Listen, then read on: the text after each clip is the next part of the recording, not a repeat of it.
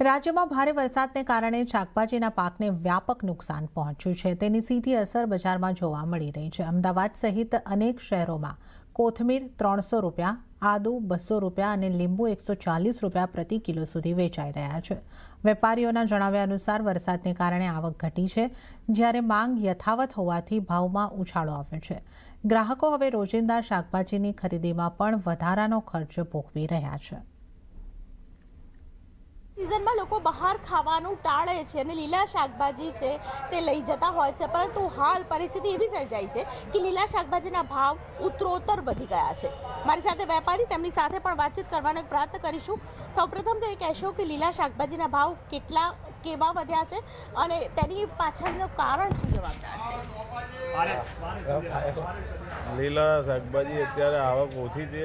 વરસાદના હિસાબે બધા શાકભાજી ખરાબ થઈ ગયા છે। આવક ઓછી છે એના હિસાબે બધા શાકમાં કિલો 30-40 રૂપિયા બધામાં ભાવ વધી ગયા છે ને શાક પણ હજી સારા નથી આવતા। અચ્છા, ગવાર ચોળી તેના ભાવ શું અત્યારે જોવા મળી રહ્યા છે? ચોળી અત્યારે 200 રૂપિયા કિલો છે, ગવાર 160 રૂપિયા કિલો, ટીંડોળા 160 રૂપિયા કિલો, ભીંડા 100 રૂપિયા કિલો। એટલે 100 થી નીચે કોઈ શાક જ નથી? 100 થી નીચે તો કોઈ શાક જ નથી અત્યારે। બધા 100 થી તો ચાલુ થાય છે, તો 250 સુધી ભાવ છે બધા। આટલો બધો ભાવ વધવા પાછળના કારણો બીજા કયા જવાબદાર? બહારથી ટ્રકો ઓછી આવે છે, શું છે કારણો? બધા બોમ્બેના શાકભાજી આવતા નથી। ફણસી, કેપ્સિકમ, ગાજર, વટાણા એ બધા આવક ઓછી છે। એમની 5-6 ગાડીઓ રોજ આવતી હોય, અત્યારે 2-3 ગાડીઓ જ આવે છે।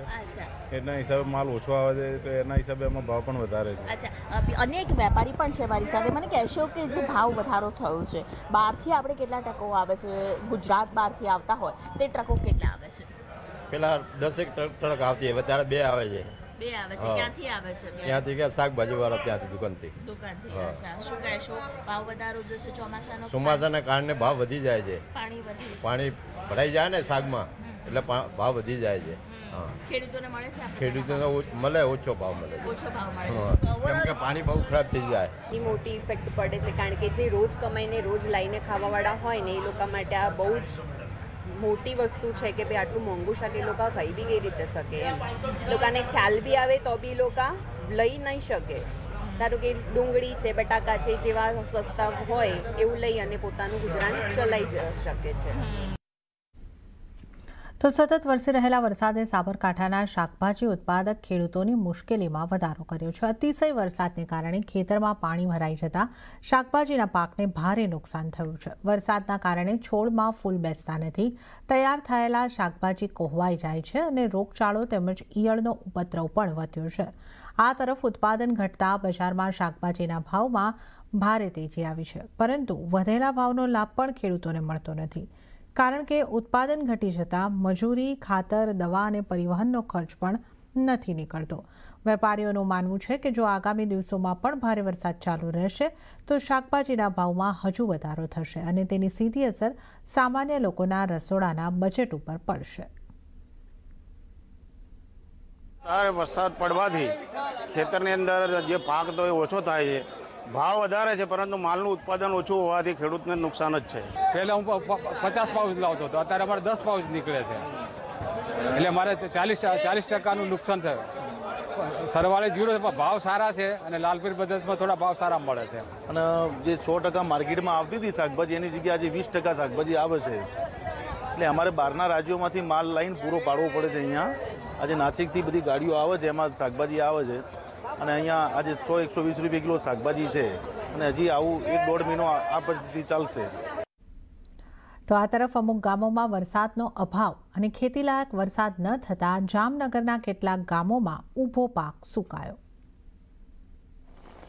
એક તરફ રાજ્યના અનેક વિસ્તારોમાં મેઘરાજા મહેરબાન બન્યા છે, તો બીજી તરફ જામનગર જિલ્લાના કેટલાક ગામોમાં વરસાદની અછત ખેડૂતો માટે ચિંતાનું કારણ બની છે। વરસાદના અભાવે ઊભો પાક સુકાઈ રહ્યો છે। જામનગર જિલ્લાના લીંબુડા સહિતના અનેક ગામોમાં ચોમાસાની સિઝનનો અડધાથી વધુ સમય વીતી ગયો હોવા છતાં માત્ર 2 થી 2.5 ઇંચ જેટલો જ વરસાદ નોંધાયો છે। પૂરતા વરસાદના અભાવે ખેડૂતોને એક જ સિઝનમાં 2 વખત વાવણી કરવાની ફરજ પડી છે। બીજી વખત વાવેલા પાકને પણ પૂરતું પાણી ન મળતા ખેતરોમાં ઊભો પાક સુકાઈ રહ્યો છે। સાથે જ ભૂગર્ભ જળસ્તર સતત નીચે જતા કૂવા અને બોર પણ કોરાકટ બન્યા છે, જેના કારણે સિંચાઈ માટે કોઈ વિકલ્પ બચ્યો નથી। ચોમાસાની સિઝનની અંદર જામનગર જિલ્લાની અંદર બહુ નહીવત વરસાદ થતા हमारी खेडूतनी हालत बहुत कफोड़ी થઈ ગઈ છે। હવામાન વિભાગની વરસાદની આગાહી છતાં નોંધપાત્ર વરસાદ ન વરસતા ખેડૂતોની મહેનત, બિયારણ અને ખેતી પાછળ કરેલો ખર્ચ માથે પડે તેવું છે। હવે ખેડૂતો સરકાર પાસે તાત્કાલિક રાહત પેકેજ અને સહાયની માંગ કરી રહ્યા છે। જો આગામી દિવસોમાં સારો વરસાદ નહીં પડે તો જામનગર જિલ્લામાં ગંભીર કૃષિ સંકટ સર્જાવાની ભીતિ વ્યક્ત કરાઈ રહી છે। તો ધોરાજીમાં ફૂલોની ખેતી કરતા ખેડૂતો ઉપર સંકટના વાદળો છવાયા। ફૂલોનો ભાવ ગગડતા ખેડૂતોને મોટું નુકસાન થયું। રાજકોટ જિલ્લાના ધોરાજીમાં ફૂલોની ખેતી કરતા ખેડૂતો હાલ આર્થિક સંકટમાંથી પસાર થઈ રહ્યા છે। સારી ઉપજ છતાં બજારમાં ભાવ તળિયે પહોંચતા ખેડૂતોને લાખો રૂપિયાનું નુકસાન વેઠવાનો વારો આવ્યો છે। ધોરાજી પંથકમાં ગુલાબ સહિતના વિવિધ ફૂલોની મોટા પાયે ખેતી થાય છે। ખેડૂતોનો દાવો છે કે આ વર્ષે પાક પણ સારો થયો છે, પરંતુ ચોમાસામાં બજારમાં ફૂલોની આવક વધી જતા ભાવમાં મોટો ઘટાડો નોંધાયો છે। પરિણામે ખેડૂતોને ઉત્પાદન ખર્ચ પણ નીકળતો નથી। પરિસ્થિતિ એવી બની છે કે અનેક ખેડૂતો ફૂલ તોડીને બજારમાં મોકલવાને બદલે ખેતરમાં જ કરમાઈ જવા દેવા મજબૂર બન્યા છે। ખેડૂતોના જણાવ્યા મુજબ 1 વીઘામાં ફૂલોની ખેતી પાછળ આશરે 10,000 રૂપિયાનો ખર્ચ થાય છે। તેમાં રૂપા, ખાતર, દવા, સિંચાઈ અને મજૂરીનો ખર્ચ સામેલ છે, પરંતુ હાલ બજારમાં મળતા ભાવ એટલા ઓછા છે કે મજૂરી પણ નથી નીકળતી। ત્યારે ખેડૂતોએ સરકારે